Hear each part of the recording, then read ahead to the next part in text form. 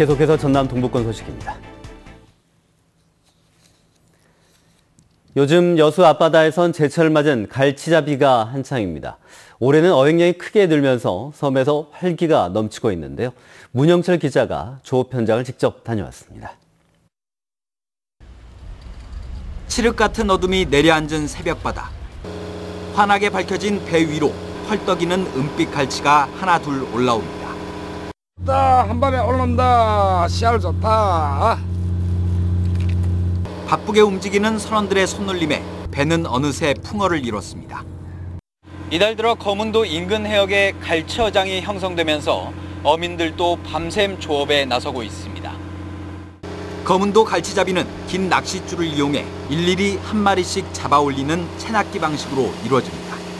선도 상태 좋고 색깔이 벌써 보시다시피 은빛 색깔이 나잖아요. 그물로 잡는 갈치보다는 배가 비싸죠. 동이 틀 때쯤 조업을 마친 배들이 부두에 모여들고 갈치가 담긴 상자들이 위판장에 깔리면 치열한 눈치 싸움이 시작됩니다. 26,500원 10건. 10kg 한 상자 가격은 갈치 크기에 따라 10만 원에서 35만 원 선. 올해는 물량이 지난해보다 4배나 늘면서 가격은 20% 정도 내렸습니다.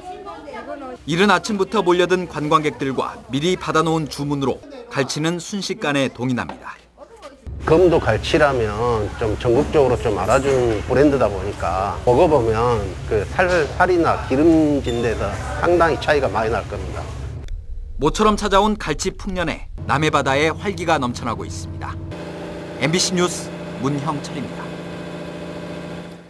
여수시가 여름철 다양한 공연 전시 기획 프로그램을 개최합니다. 여수시는 이달 말까지 다양한 문화 행사를 펼치기로 하고 오늘 26일 진남 문예회관에서 바람 그리고 꿈을 주제로 미술작품 전시회를 갖습니다. 또 공연 기획 프로그램인 거문도의 노래 술비야 술비야 연극이 오는 20일부터 22일까지 여수 시민회관에서 공연됩니다. 누진제가 완화됐다고는 하지만 푹푹 찌는 폭염에 전기 사용 걱정하시는 분들 많으시죠? 그런데 아파트 발코니에 태양광을 설치해 이 같은 걱정을 더는 가정이 늘고 있다고 합니다. 송정근 기자입니다. 이 가정은 지난 5월 전달에 비해 20% 가까이 전기요금을 적게 냈습니다. 집주인은 발코니 태양광을 설치한 뒤에 나타난 변화라고 말합니다. 제가 이만큼 썼는데도 우선은 절약됐다는 게 느껴져가지고 그런 데에서는 기분이 좋았죠. 아파트 베란다 창틀에 설치하는 발코니 태양광은 가정 내 대형 가전을 돌릴 수 있을 정도의 전기를 생산합니다. 한 달에 약 30kWh가 생산이 됩니다. 이 정도 되면은 대형 냉장고 한 대는 충분히 커버할 것으로 판단되고 있습니다. 이 경우 월 6,000원에서 8,000원의 전기요금이 절약되고 3에서 5년을 사용하면 자부담이 회수됩니다. 발코니 태양광 설치 비용은 총 75만 원으로 이 가운데 58만 원은 보조를 받고 나머지 17만 원만 집주인이 내면 됩니다. 전력 사용이 급증하는 혹서기를 앞두고 가정에서 전기요금 부담을 줄일 수 있어 사용자들의 만족도는 매우 높습니다. 지금 써보니까 요즘에 이제 자부담들도 좀 많이 줄기도 했고 대만족이다라는 생각이 들어지는 것 같아요. 광주시의 올해 설치 목표는 250세대로 현재까진 절반이 넘는 140세대가량이 신청을 했습니다. 문의가 늘자 광주시는 최근 추경을 통해 100세분을 추가로 확보하고 설치를 확대하고 있습니다. MBC 뉴스 송정근입니다. 광양시의 재산세 부과가 지난해보다 늘어난 것으로 나타났습니다. 광양시는 지난달 1일 기준 주택가 건축물 등 재산 소유자를 대상으로 정기분 재산세 184억 원을 부과했습니다. 이는 지난해 같은 기간에 비해 5.8% 정도 늘어난 것인데 주택가격 상승과 건축물의 신축이 늘어난 것이 주된 원인으로 분석됐습니다. 재산세 납부 기한은 오는 31일까지며 전국의 모든 은행과 함께 인터넷 지로나 가상계좌를 통해 편리하게 납부할 수 있습니다. 우리나라 서남의 청정해역에서만 서식하고 있는 해조류 뜸부기가 있습니다. 그런데 바다 생물의 보금자리 역할을 하는 해조류 뜸부기가 사라지고 있는데요. 박영훈 기자가 취재했습니다. 바닷물이 빠져나가자 갯바위에서 길이 10cm 안팎의 녹색 해조류가 모습을 드러냅니다.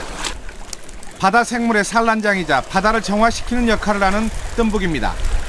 우리나라 서남 해안에서 서식하는 해조류 뜸부기는 지난 90년대 이후 거의 사퇴를 감췄습니다.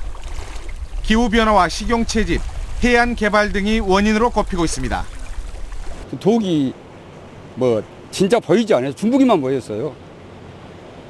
그런데 지금은 이제 아주 말기 되어버렸잖아요. 뜸부기가 아예 사라질 위기에 처함에 따라 생태 연구가 본격 시작됐습니다. 전남해양수산과학원은 이달부터 갯바위에서 채취한 개체에서 포자를 받아 양식과 서식지 보존에 도전하고 있습니다. 특히 뜸부기가 썰물 때 일정 시간 드러나는 조간대 안반에만 살 수 있어 서식 환경의 연구가 열세입니다. 말하자면 생활 공간이 상당히 좁기 때문에 솥보다도 더 좁은 영역에서 삽니다. 그래서 한번 사라지고 나면 다시 복원되기가 힘들지 않을까 그렇게 생각합니다. 연구팀은 3년 전부터 별도의 복원 사업을 진행 중인 국립공원관리공단의 자료도 참조해 위기의 해조류 뜸부기를 보호하고 되살리는 해법을 찾는다는 계획입니다. MBC 뉴스 박영훈입니다. 여수시가 운영하고 있는 1일 시민시장이 활성화하고 있습니다. 여수시는 올해 초 시민 20명을 선정해 올 연말까지 1일 시장으로서 주간 업무 계획 보고와 민원인 상담 등 소통 직무 수행에 나서고 있습니다. 여수시는 지금까지 37명의 1일 시민시장으로 시정에 참여해 시정 이해도를 높이고 있다고 밝혔습니다. 순천시가 조직 개편을 통해 전국 최초로 반려산업 담당 등을 신설했습니다. 순천시는 동물영화제와 정원산업을 바탕으로 반려동물과 반려식물 분야를 선점하고 이를 산업화하기 위해 전담 조직으로 반려산업 담당을 신설했습니다. 이와 함께 서남서와 순천만, 나간읍성 등을 세계유산으로 등재시키고 가야문화권 발전사업 등 문화유산 콘텐츠 사업을 집중적으로 추진할 전담 조직으로 문화재 활용 담당도 만들었습니다. 최근 경부 고속도로에서 발생한 7중 추돌 사고와 관련해 지역 시민단체가 시내버스 안전대책을 촉구했습니다. 여수시민협은 성명에서 버스기사의 과도한 근무시간 등으로 시민들의 안전이 위협받고 있다며 버스업체가 인력을 충분하게 고용할 수 있도록 준공영제를 도입하고 1일 2교대 근무를 시행해야 한다고 주장했습니다.